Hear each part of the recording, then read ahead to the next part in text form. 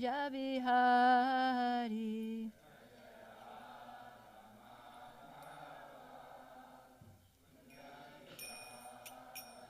Jaya Radha Madhava Kunja Bihari. I'll just use this. Gopi Jana Vallabha Girivardhari.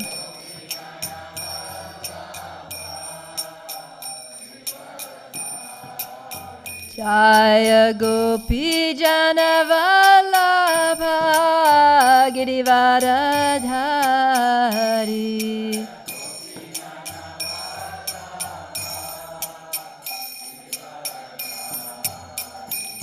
Yashoda Nandana Vrajajana Ranjana.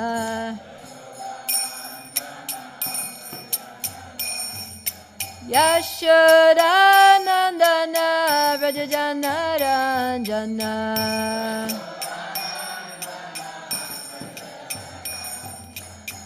Yamuna Tira Vanachari.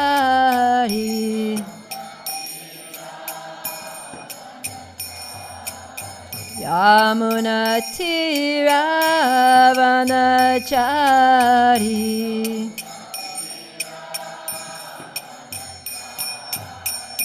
Jaya Radha Madhava Kunja Bihari.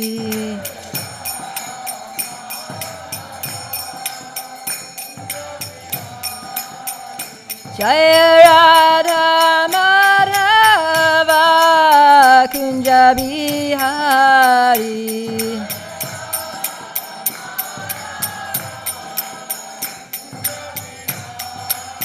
Jaya Radha Madhava Kunja Bihari.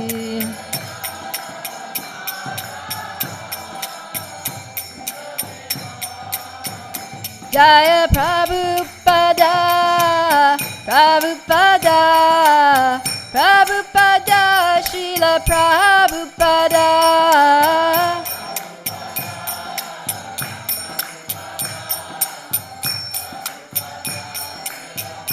Jaya Jaya Prabhupada, Prabhupada, Prabhupada, Jaya Srila Prabhupada.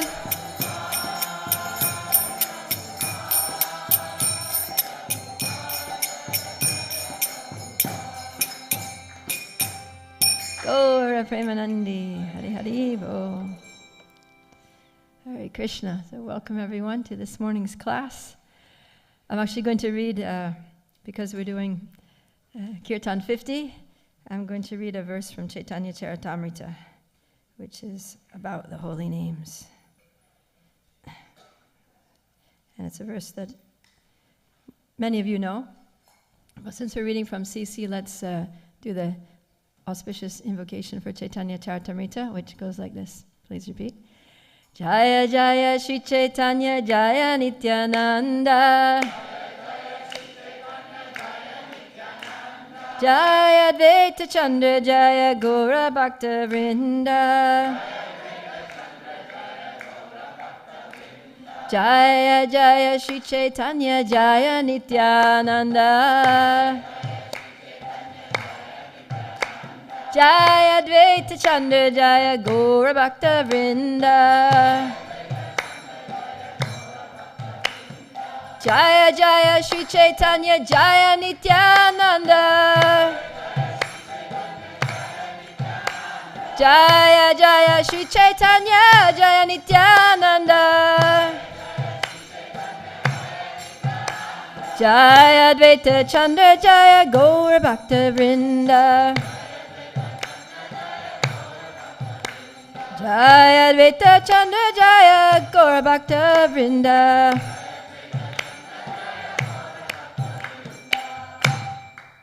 Hare Krishna. Thank you. So we're going to read a verse from CC. This is from Adi Lila, chapter 17, text 21. And you can look it up on your devices, but most of you won't need to. Please repeat. Hare Nama, Hare Nama. Hare Nameva Kevalam. Kalo nastyeva nastyeva. Nastyeva gatiranyata. Hare Nama, Hare Nama. Hare Nameva Kevalam.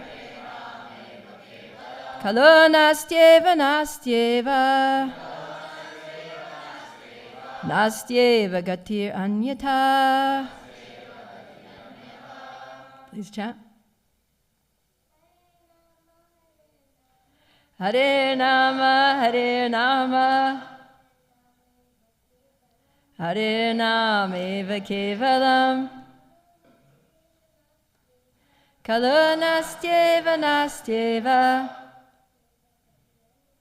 Nastyeva gatiranyata. Hare Nama, Hare Nama. Hare Nameva Kevalam.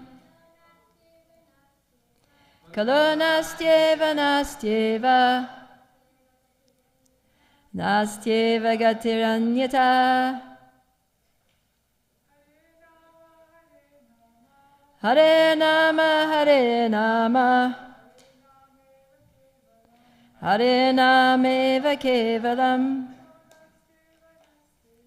Kalo nastyeva nastyeva. Nastyeva gatiranyata. Let's go to the word for word. Hare Nama, the holy name of the Lord. Hare Nama, the holy name of the Lord. Hare Nama. Guess what? The holy name of the Lord. Eva. Certainly. Kevalam. Only. Kalo. In the age of Kali. Naasti. There is none. Eva. Certainly. Naasti. There is none. Eva. Certainly. Naasti. There is none. Eva. Certainly. Gati. Destination. Anyata. Otherwise. Translation by His Divine Grace A.C. Bhaktivedanta Swami Srila Prabhupada Ki Jai. In this age of Kali, there is no other means for self-realization than chanting the holy name, chanting the holy name, chanting the holy name of Lord Hare. So there's no purport for that verse. We'll go on to the next one, which is also a really nice verse. So this is Adi Lila 17:22. Kali Kale Namarupa Krishna Avatara. Namahoite Haya Sarva Jagata Nistara. Translation. In this age of Kali, the holy name of the Lord, the Hare Krishna Maha Mantra, is the incarnation of Lord Krishna. Simply by chanting the holy name, one associates with the Lord directly. Anyone who does this is certainly delivered. And we'll read one more because this one has a purport. Dardyalagi Hare Nama Ukti Tinavara. Jadaloka Bujaite Puna Evakara.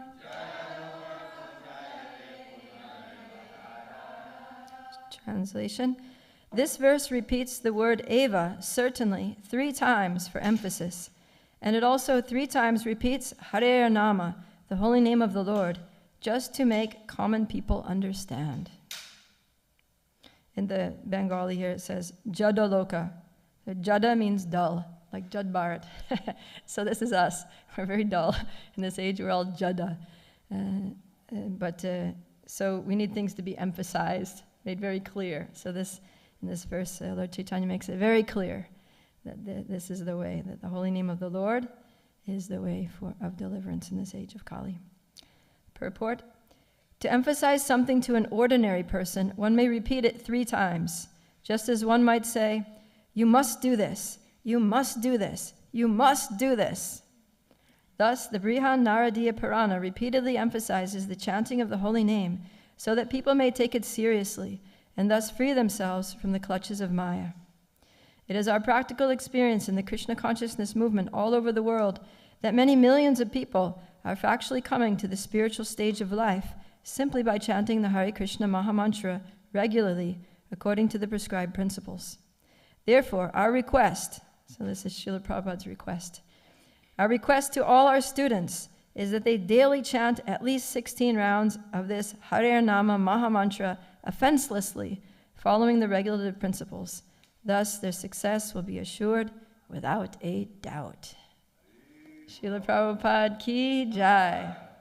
Om Jnanatimidandasya Gyananjana Shalakaya Chakshum Militanjena Tasmai Shri Gurave Namaha Vanchakalpaturubhischa Kripasindhubi Evacha Patitanam Pavanibhyo Vaishnavibhyo Namo Namaha Namo Om Vishnu Padaya Krishna Prastaya Bhutale Srimate Bhaktivedanta Swaminiti Namane Namaste Saraswati Deve Gauravani Pracharane Nirvishesha Shunyavadi Pashachadesha Tarane Jaya Shri Krishna Caitanya Prabhu Nityananda Shri Advaita Gadadhar Srivasadi Gaura Bhakta Vrinda Hare Krishna Krishna Krishna Hare Hare Hare Rama Rama Rama Hare Hare.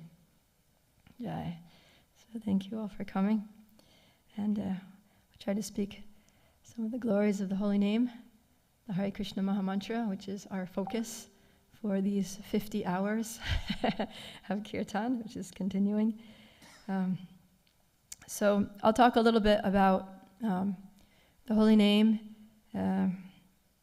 what it is, and where it comes from.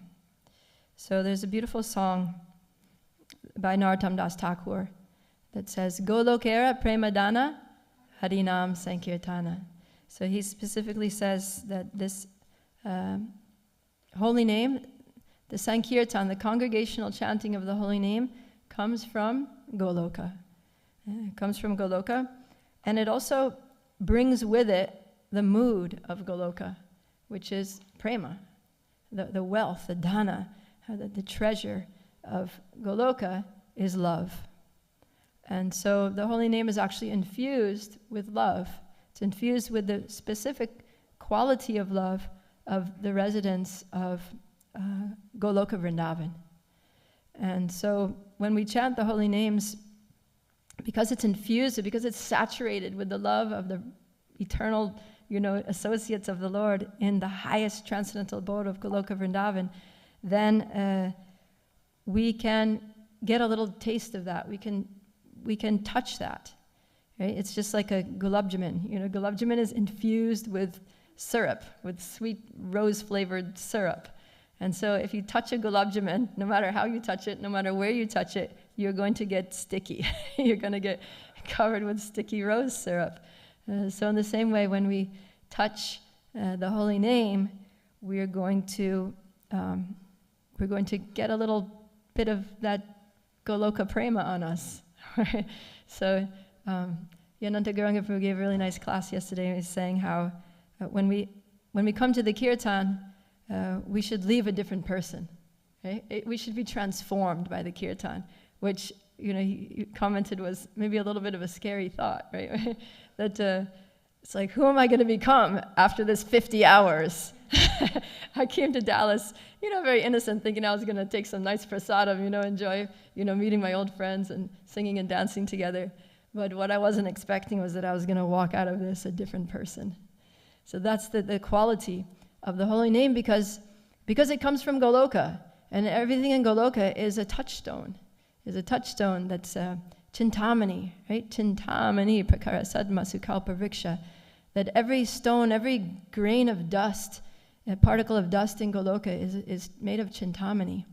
Every tree is a wish-fulfilling tree. Every cow is a kamadhenu, fulfilling our desires, our spiritual desires. So when we come in contact with the touchstone, what the touchstone does is it turns iron into gold. And so our hearts at the present moment are like iron. They're like hard steel framed things. So, but when we touch it with the holy name, with the pure holy name, then it melts the steel. It's so potent that it can melt iron, and it can transform it into gold. It can take our heavily conditioned, contaminated, degraded Kali Yuga consciousness and transform it into selfless, pure, devotional love and loving service attitude for Radha and Krishna and Goloka, if we so desire, if we are open to that. And even if we're not open to that, it's going to spark the little tiny sprout of a desire for that somewhere in our subconscious that will gradually manifest as we keep in touch with this transcendental touchstone. So, and chanting the holy name is not just something that we do here for our purification, right? It is purifying and it does give liberation, but these are not the actual, Haridas Thakur says that these are not the actual fruits of chanting the Hare Krishna mantra. They're kind of side effects, side benefits, right? That when we chant, yeah, the heart will get purified. We will get freed from all of our anarthas, those bad qualities like lust, greed, anger, pride, envy, illusion, ignorance. They'll go away. That happens. And also, we'll become liberated from the cycle of repeated birth and death.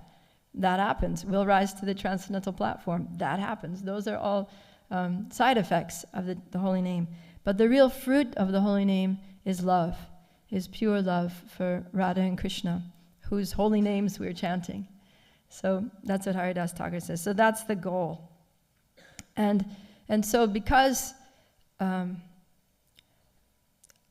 could say that chanting the holy name it's not just a process that we do to get love for Krishna, but it's also the expression of love for Krishna. It's like an anubhav. It's like those who have love for Krishna, that's what they do, is they chant the holy name. And we see that if we read 10th canto of Srimad Bhagavatam, a Krishna book, that what are the residents of Goloka Vrindavan doing? They're chanting the holy name. Right? When it's morning time, then all the cowherd boys come over to Nandagram and they meet Krishna there in his house, and he's getting dressed. Mother Yashoda and her servants are putting the final touches on Krishna, his jewelry and his little hair decorations and things to get him ready for going out. And the cowherd boys show up and they're like, "Come on, Krishna, it's time to go." And they're doing this raucous kirtan outside the door, like to call Krishna. And then when Krishna is finally ready to come, then they proceed off into the pasturing grounds with the cows, and they're doing kirtan. They have instruments, right? Why do they have instruments? They're not just a band. They're also singing. Krishna has his flute. The cowherd boys have their buffalo horns. Some of them also have flutes. And they have drums, different kinds of drums that they play. And they're doing kirtan. They're chanting the holy names.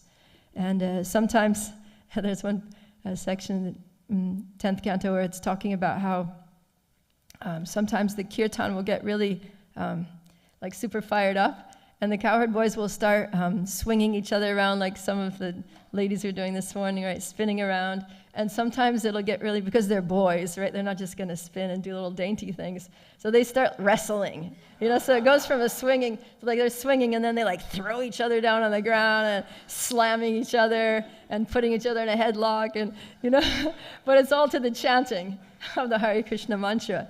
And just like we have different melodies. So sometimes, usually when the kirtan starts, it's like, this very slow, soft, meditative melody. But as it goes on, it kind of picks up speed, right? And then it goes into double time, and then before you know, the drums really getting intense, and then everyone's dancing. So the cowherd boy kirtan, when it gets to that wrestling, it's like this really headbanging kirtan. And so kirtan, there are all these ragas, all these different ragas. And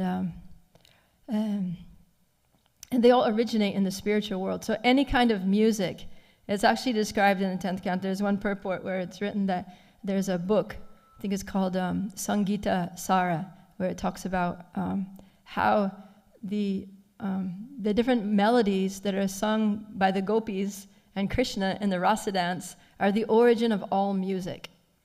So any genre of music that you can think of, like if it's rock or jazz or reggae or heavy metal or country or whatever, classical music, all these different types of music, they all originate from the spiritual world. We didn't make up anything new here, right? Whatever we can think of, it already exists in Goloka, because that's the origin of everything. Just like Krishna is the origin of all incarnations, and Srimati Radharani is the Adi Shakti, the source of all energies. So the music of the spiritual world is the origin of all musical forms and genres and styles and ragas. And so, you can imagine when the cowherd boys are doing that kirtan, that wrestling kirtan, is like, some heavy metal. And then when Mother Yashoda is churning butter in the morning, she's, it's early morning hours, she just finished milking the cows, and the milk's come in, she's putting it in the churning vessel, and the ropes, and her bangles are going ching, ching, ching, and her ankle bells, because she's moving her whole body, her ankle bells are doing ting, ting. And so the sound of the butter as it gets thick is making clink, clink, like thud. It makes like, like when you're stirring a heavy cream or something, when it gets thick, it'll make like, when it like slaps against itself. So that's like the mridanga beat of Mother Yashoda's kirtan. And then the kartals are the bangles and the ankle bells. And so she's like a one-man band there with her churning rod, and and she's singing beautiful kirtan. So like this. And that kirtan goes to Krishna's bedroom, and it wakes him up, because that's what kirtan does. It draws the attention of Krishna. And then Krishna comes down, and he's like, oh, my dear mother, she's doing this kirtan, and with so much love, let me go to her. Let me be present. And then he comes down, and he pulls on her sari. Mom, I want milk, please. Hold me, please feed me. So that's how Krishna responds also to our kirtan. When we sing with love, we chant with love, then Krishna's attracted. He's attracted, and he wants to be with us. He wants to associate with us and engage in loving exchanges with us according to our relationship, according to our qualification. So, and then what to speak of the gopis, and the gopis who are in the rasa dance. So many, the whole thing is just kirtan. It's just kirtan constantly. And they even have singing contests. Like the gopis, different gopis will sing, and they'll have dancing contests.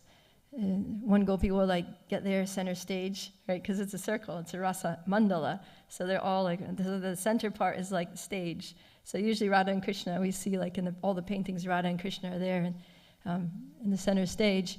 But then sometimes, one gopi will jump into the center as well, because she wants to please Radha and Krishna with her singing.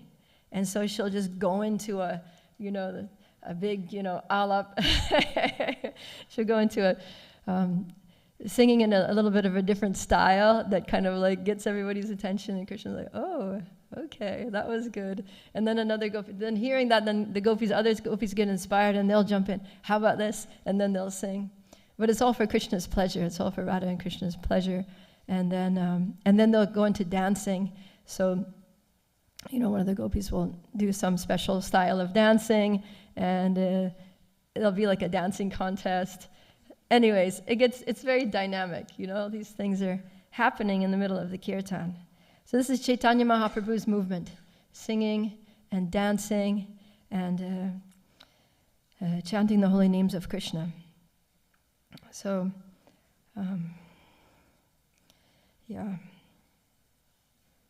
just going to skip. So when we say the holy names, the Hare Krishna mantra is a very special mantra. It's not like other Vedic mantras, because you see throughout the scriptures there's so many different Vedic mantras, and they start with some seed syllables, right? Like Om or Kleem or something like that. And they might end with another, like Namaha or Dhimahi or Swaha, like Gayatri mantras. So pretty much all Vedic mantras, they're like that. In fact, if the word Om is not there, it's practically not even considered a Vedic mantra. It's not even a bona fide mantra. So, but in the Hare Krishna Maha Mantra, we don't have Om. And we don't have Namaha, we don't have Dhimahi. We don't have any of those words that are conventional for Vedic mantras.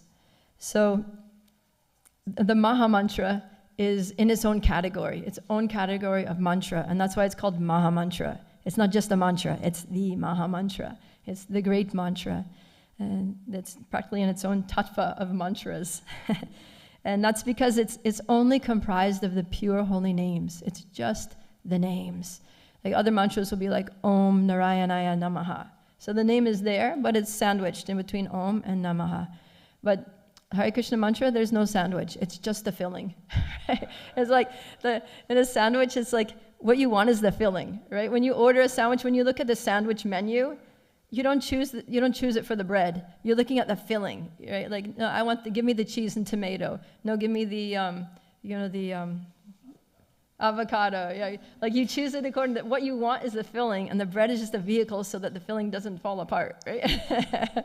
So what you want is the filling. That's the tasty thing. That's like the essence of the sandwich, and that's like what gives you the nourishment and the rasa, right? The taste. And the Hare Krishna mantra is just like, get rid of the riffraff, Forget about the bread, just give me the filling.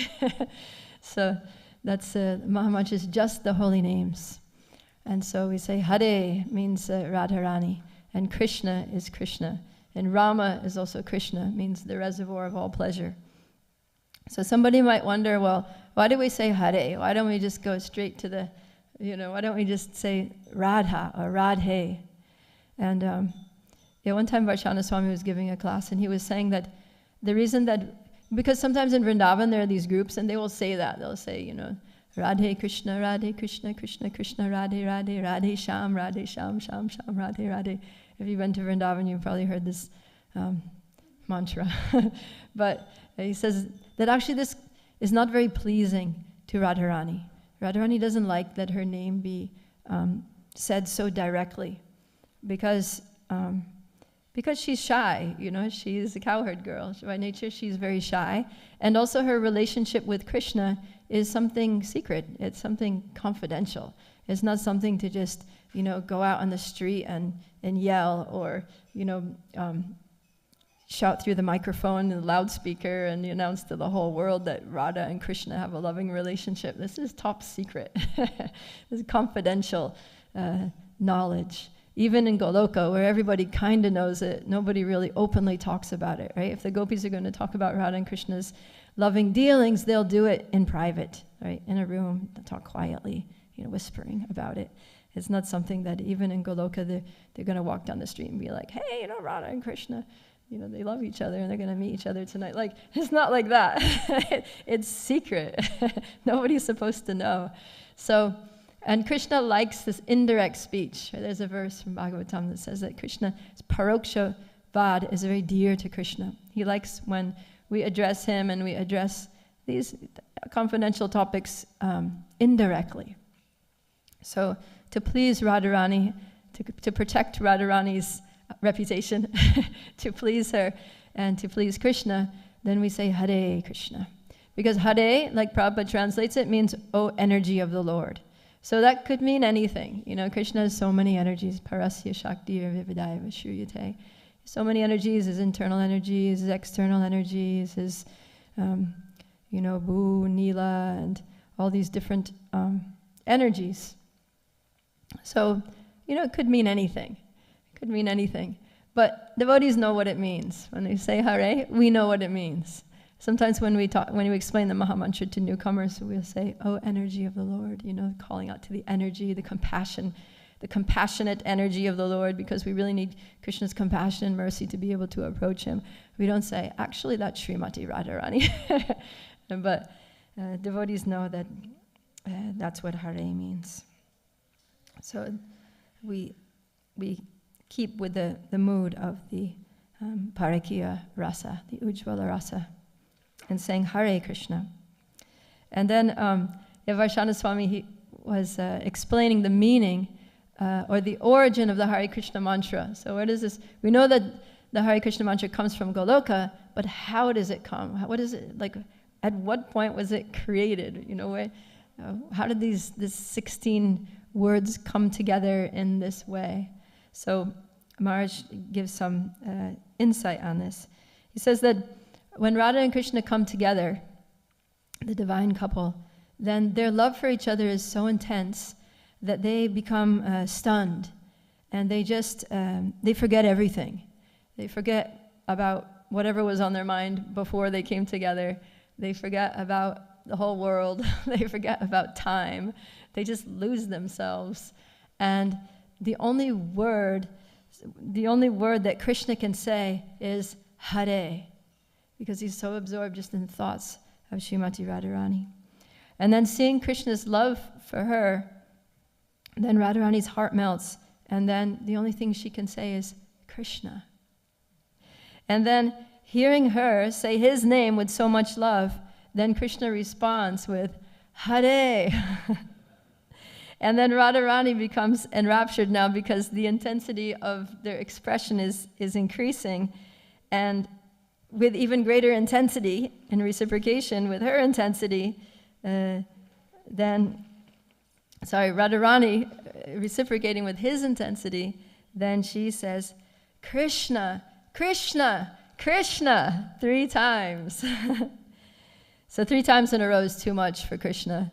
And so now he is really overwhelmed with ecstasy, and he says, Hare, Hare, Hare, like that. So now Radharani, she's so blissed out that she wants to glorify Krishna even more, and her pleasure in hearing Krishna say her name, because it's nice to hear someone say your name, right? Especially like, you know, you see somebody and they just say your name in such a sweet, affectionate way. It's very pleasing. So she's just immersed in the pleasure that she feels from hearing Krishna say her names, not just once, but 3 times. And so she's thinking, this Krishna, he's just the source of all pleasure. He's just like the embodiment of all pleasure. And so she says Rama, which means the reservoir of pleasure. And then, and so Krishna says, no, you're the one who makes me happy. So he says, Hare, that you're the one who gives me pleasure. It's you that steals my mind. So you're Hare, because Hare also means one who takes away. And she says, no, Rama, Rama, Rama, emphatically, right? We were just hearing how if you say something 3 times, it means emphatically. So she's saying that, no, you're the source of all bliss. And then he says, no, Hare, you are, because you give bliss to everyone, because you take away everybody's suffering, because you're the energy of your Hladini Shakti, you're the pleasure-giving potency. And so this is in their minds, they're thinking this, but they're only saying the names. And then Radharani gets the last word. So she actually says the last Hare. Actually, Krishna, you are Hari. You're the biggest thief who steals away the hearts of all living beings. So, Hare. And so that's the origin of the Mahamantra. So this Mahamantra is just the names of Krishna and the names of Radha and Krishna spoken by each other when they're in the highest state of transcendental, blissful love for each other. So it's the sound representation of their divine love. And it's never the same twice. You know, it's always a new experience, because the love that Radha and Krishna have for each other is unlimitedly variegated. It's dynamic, and it's full of unlimited tastes. Like Krishna, one of his names is Akila Rasamrita Murti, that he's the embodiment of all transcendental rasas. And so his name also is full of all those rasas, all the different shades, unlimited shades and flavors and tastes of rasa. And Radharani's name is the same. So they become stunned by chanting each other's names. And when we chant the Hare Krishna mantra purely, then the same thing happens to us. Like Rupa Goswami says, of course this isn't a very advanced state of chanting, but Rupa Goswami says, it's a famous verse, he says, I do not know how much nectar these two syllables Krishna have produced. When the holy name of Krishna is chanted, it appears to dance within the mouth. We then desire many, many mouths. When that name enters the holes of the ears, we desire millions of ears. And when the holy name dances in the courtyard of the heart, it conquers the activities of the mind, and therefore all the senses become inert. So when, oh when will that day be ours, right? When we chant the holy name and it conquers the activities of the mind. In other words, the mind just totally switches off. The mind just totally steps aside. Like Satchidananda Swami says, it sits in the waiting room while the real thing is happening, while the loving exchange with Krishna, between the jiva, between ourselves and Krishna, Radha and Krishna in the form of their holy names is taking place. So this is something to aspire for, this Shuddhanam. But even before we get to the stage of Shuddhanam, even Namabhas, even the glimmer, the dim reflection of the chanting of the holy names, which means that Namabhas is differentiated from Namaparad, or offensive chanting, in that a person who's chanting Namabhas is trying to avoid offenses. We're making an effort to control the mind. We're making an effort to be attentive, to hear, to be present, to call out prayerfully and lovingly to Krishna. So just that effort puts us on the stage of Namabhas. And Namabhas is compared to the pre-dawn light. So in the morning, before the sun has actually risen above the horizon, it's still already quite light, right? If you've ever sat there and watched the sunrise, the sky is getting brighter and brighter and brighter, and you're thinking, well, the sun didn't even rise yet, it's already so bright. So even before we get to Shuddhanam, or the sun, high in the sky overhead, even at Namabhas, just before sunrise, there's still a lot of illumination. And so we can still start to taste the nectar of the holy name and to get some realization and revelation. And the beginning of love. So, and the holy name has that transformative quality, right? That touchstone. So, raise your hand if you feel like you've been transformed by the holy names. Pretty much everybody in this room has been transformed. If we think about our life before we came in touch with the Hare Krishna mantra, and our life now that we're chanting the Hare Krishna mantra, especially those who are chanting 16 rounds every day without fail, then it's a huge difference. So many things happen. So many miracles happen, without even our trying for them, right? Just like all of a sudden out of the blue, it's like, oh, this thing that I was really attached to, I'm not even attached to anymore. This activity that I used to really enjoy, it's like, how could I have even thought that it was enjoyable, Or, the way my consciousness was, it's like, man, that was really bad.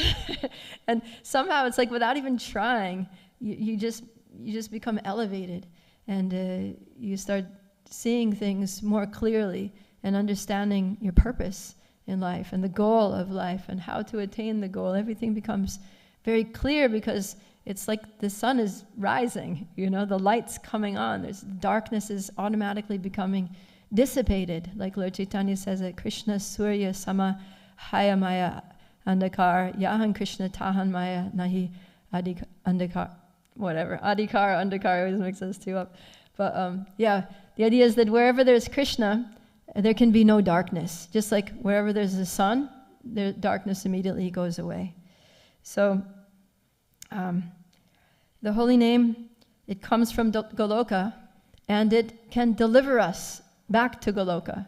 So that's what it means when we say that the holy name, Harinameva Kevalam, that it's the only means of deliverance in this age of Kali. It means that the holy name is delivering us.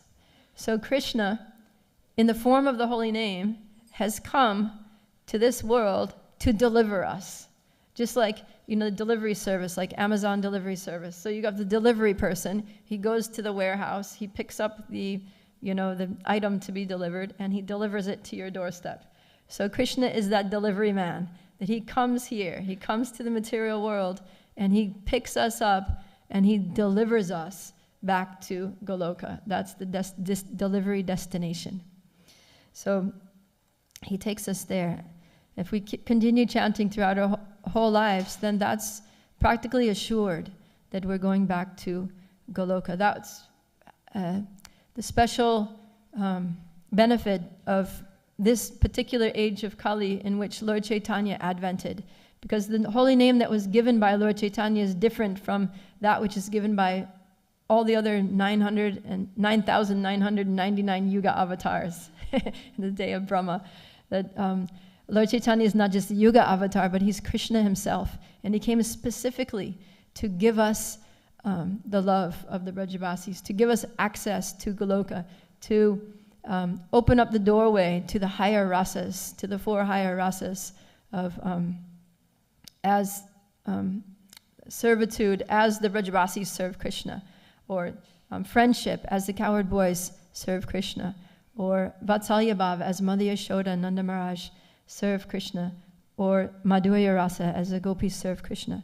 He's given us access to those. These things are not available in other Kali Yugas. This is the special feature of the holy name that Lord Caitanya has brought. It's not just Harinam Sankirtan, but it's Prem Harinam Sankirtan. So, and the amazing thing is that can happen even right here and now. Like, we don't have to wait to die. We don't have to wait to leave our bodies to go back home, back to Godhead. Because Goloka is not just a place, but it's a state of consciousness, right? We have this Goloka state of mind, Goloka consciousness, or Krishna consciousness in the mood of the Rajvasis, which is a sweet, the sweetness, where the emphasis is not so much on Krishna's opulence and his majesty and his grandeur and his power, but on his sweetness and his playfulness and his loving dealings. And when we also have that affectionate mood towards Krishna, very intimate, loving mood towards Krishna, and when our service to Krishna is in that selfless mood of unconditional loving service of the Brajabasis, then that's Goloka consciousness. And the holy name can, like in Goloka, Krishna is everywhere. Krishna is just all pervasive. It's not that Krishna is somewhere and somewhere not. Krishna is everywhere, either manifest or unmanifest, right? If the Brajabasis are not with Krishna, they're thinking of Krishna. So Krishna is just always in their thoughts, in their hearts, in their minds. And so by chanting the holy name, we can also remember Krishna and be with Krishna in the form of his holy name, because the holy name is Krishna. And Srila Prabhupada says in many places throughout his books that our experience of Krishna's presence begins with the name. It starts with Nam, and then it goes to Rupa, and then to Guna, and then to Leela. So by chanting the holy names, we gradually, the name reveals to us the form of the Lord. Of course, we have descriptions of the form of the Lord. We have beautiful form of the Lord on the altar, Shri Radha Kalachandji. We have paintings of the form of the Lord. But when it says that the holy name reveals the form of the Lord, it means that it reveals the particular form of the Lord that we, as eternal souls, eternal servants of Krishna in our constitutional positions, are particularly attracted to in loving service. It reveals that form of the Lord. And it reveals those particular qualities of the Lord that we love, that attract our minds. And it reveals those pastimes of the Lord which we serve in, which we eternally participate in. And so, according to our relationship with Krishna, then these things manifest. And Kirtan is a place where these kinds of revelations can take place. Very advanced devotees, when they're chanting the holy names, it's not that everybody's chanting of the holy name in Kirtan is the same, right? There are different levels of devotees, and they're having different types of experiences in Kirtan. So some devotees present are just kind of getting into the melody and and enjoying the music and enjoying being with their friends in Kirtan. And some are totally spaced out, thinking of something else, or looking around, seeing who's paying attention to them, or who's wearing what, or who's, got the flashiest kurta, or whatever, So different states of consciousness. But then there are very, pure devotees who are sitting in the kirtan, and they're chanting the holy names, and they're being pulled in. The Nam is leading them to Rupa, and Rupa is leading them to Guna, and Guna is pulling them into Leela, and they're experiencing the pastimes of Krishna in their hearts, in their mind's eye, while they're chanting Hare Krishna, right here in the room. So it's a very wonderful thing, and something to aspire for. And then we're talking about how different melodies of kirtan are appropriate for different pastimes.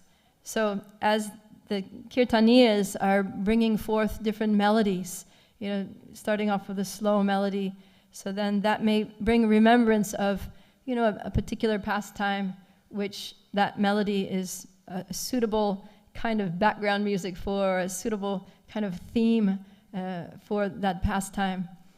And then as the speed picks up, then the pastime becomes more dynamic, more active, more intensely active. There's more feeling. There's more of a like dynamic tension, like that. So the fast kirtan creates like a dynamic tension. Slow kirtan maybe creates a feeling of separation, like this longing.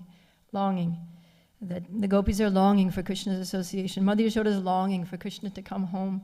And so these remembrances, these moods of kirtan, of the chanting, connect with moods in Leela, which spark remembrance in the heart and mind of the devotee who's participating in kirtan. And so it invokes remembrance of Krishna. Of course, it depends on the purity, as I was saying. Just like in Srimad Bhagavatam, Prabhupada says that in hearing Srimad Bhagavatam, he says that if one hears Bhagavatam in the right mood, then immediately Krishna becomes manifest within the heart. Or one can see Krishna in the pages of Srimad Bhagavatam. So many of us are reading Srimad Bhagavatam, we're not seeing Krishna in the pages, right? Or we're hearing Srimad Bhagavatam, we're not at once experiencing Krishna. So there's qualification required. And so in the beginning, the first canto of Bhagavatam, Prabhupada talks about the qualified speaker and qualified hearer. So if the speaker is qualified and the hearer is also qualified, then Krishna consciousness takes place, basically. A realization, experience, transcendental experience takes place. And so if the kirtan leader is very pure and is really just being a conduit of Krishna's mercy, and if the devotees who are, if the audience is also hearing and chanting with a pure desire to connect with Krishna, to experience Krishna's presence, calling out in love for the divine couple, for Radha and Krishna, then that's when the magic happens, right? So it's like if you're trying to start a fire with a magnifying glass. Sometimes you can get a magnifying glass, and then if it's a very sunny day, you get the sun's rays, and you can project the light, like a focused beam of light, on some dry leaves, and then there will be fire. So for that, the sun needs to be strong, and the magnifying glass needs to be powerful, right? So you have a laser-like beam of light that's very hot. And so you could compare that to the speaker of Bhagavatam or the kirtan leader, right? Strong sun, good magnifying glass, laser beam, like powerful kirtan coming out. And then the audience, all the assembled Vaishnavas who've come for kirtan, they're like the leaves. So the leaves have to be dry. They have to be dry. Dry means pure, not wet, not like soaked with material conditioning and material desires and all these things.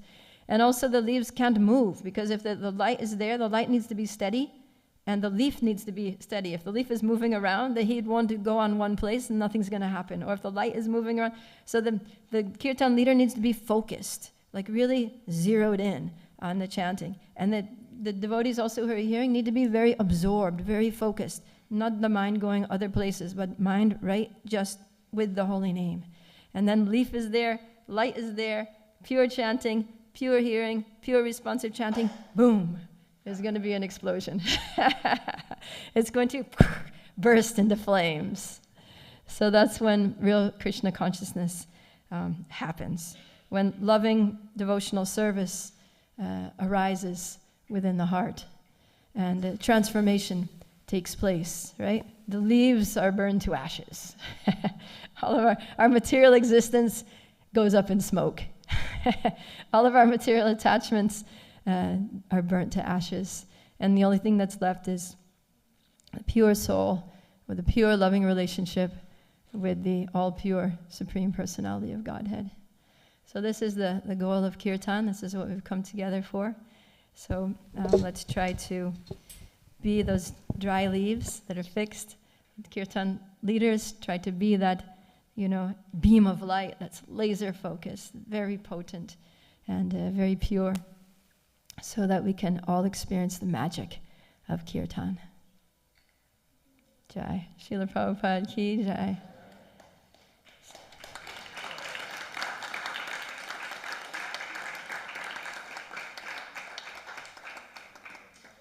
Yeah, that's a couple minutes. If any question or comment? Yes, Brihat Mridanga Prabhu. Thank you for the lovely class. I wanted to hear some tips for those of us who feel like moving wet leaves. How we can absorb in the kirtan. Yeah. Just put your phone on flight mode or leave it in your room. That's like a big thing altogether. And then just try to be here. Like make a little sankalpa in your mind. Like decide, if you can't be here all day, just decide, okay, I'll be here for this hour or these 2 hours. And then whatever time that you decided that you're going to have your body in this room, basically, then you just forget it, that this is my vow, that I'm just going to be focused on kirtan. Nothing else is going to enter into my realm of activity or thought during that time. And then anything else that needs to happen, it can happen before or after that time. But you just take a vow that this is my kirtan time. And like Nrsimha Prabhu was always announcing, make this a sacred space, right? Take the conversations out in the hall and, just try to really make this that sacred space where Krishna can contact the jiva, can contact the soul, where the holy name we can be with the holy name, we can associate with Krishna here in this space where Krishna has agreed to be present in the holy name. So, yeah, it takes some determination, but like everything, begins with a plan, right? So we have to make a plan. Okay, this is my plan today. This is when I'm going to chant my rounds. This is when I'm going to do my laundry. This is when I'm going to meet with my friends. This is when I'm going to do kirtan. And when I'm doing kirtan, I'm just going to do kirtan. I'm not going to do anything else. Okay? Reminds me of Mahatma Prabhu's japa affirmation, when I chant, I chant. Yeah. Yeah, because it's a relationship. This is like, okay, Krishna, this is when I'm going to be with you. I'm not going to stay like getting distracted.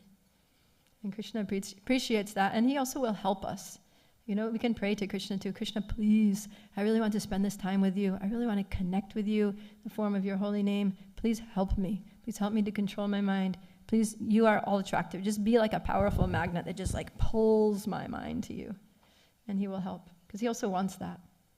Yes, show me. A simple technique for controlling the restless mind while entering into a kirtan is to simply focus on the rhythm.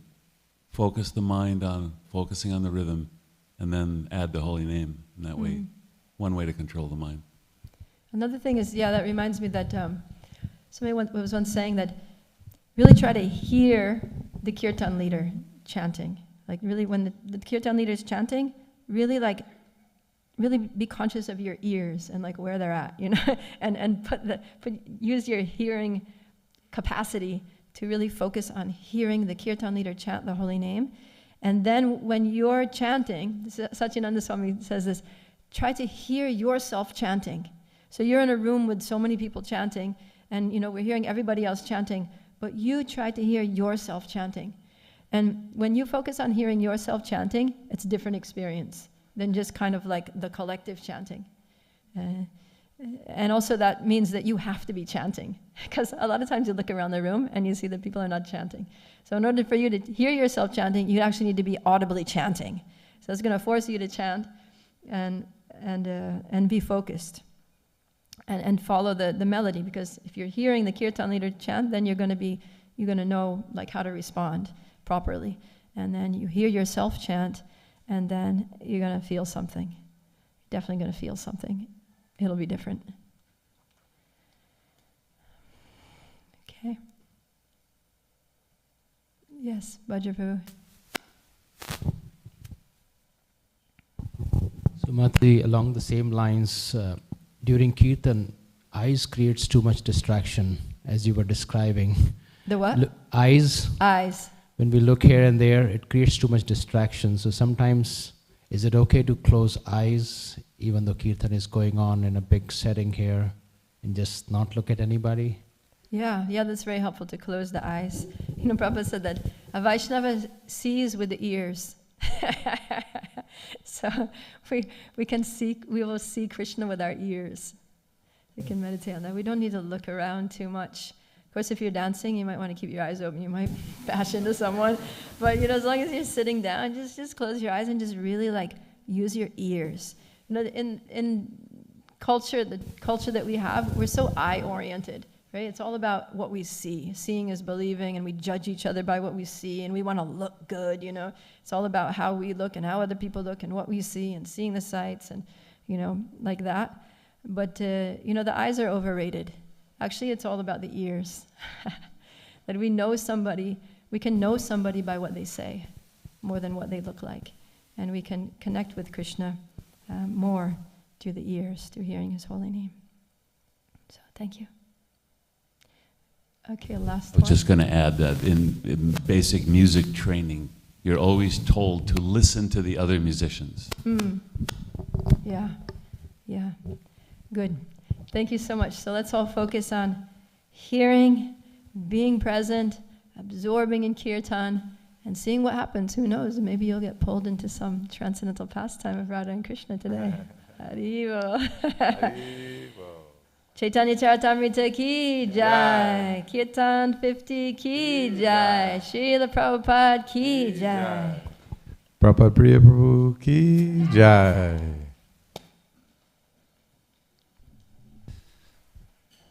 Thank you. Let's give Prabhupada Priya Prabhu a big Hare Bo. Thank you very much for the wonderful class, encouraging us to really dive deeply into our kirtan. I really like the point about making a sankalpa. Even if you can only do it for 10 minutes, just be fully present for the time that you can be in kirtan. Very practical tip for us all. Prabhupada Priya Prabhu is our GBC, our zonal supervisor for Dallas and Texas. And we're very grateful to have her here and very grateful for her association. She was in Vrindavan in India for some time. And we're grateful to have you back. Thank you so much for the wonderful class. Hare Krishna. Hare Bo. So now we'll break for breakfast prasadam. And if you haven't registered yet, you can register in the prasadam line, or you can get your band if you've already registered and haven't done so. And we'll meet back here at 10 a.m. sharp. Thank you so much. Jai Shri Prabhupada ki jai.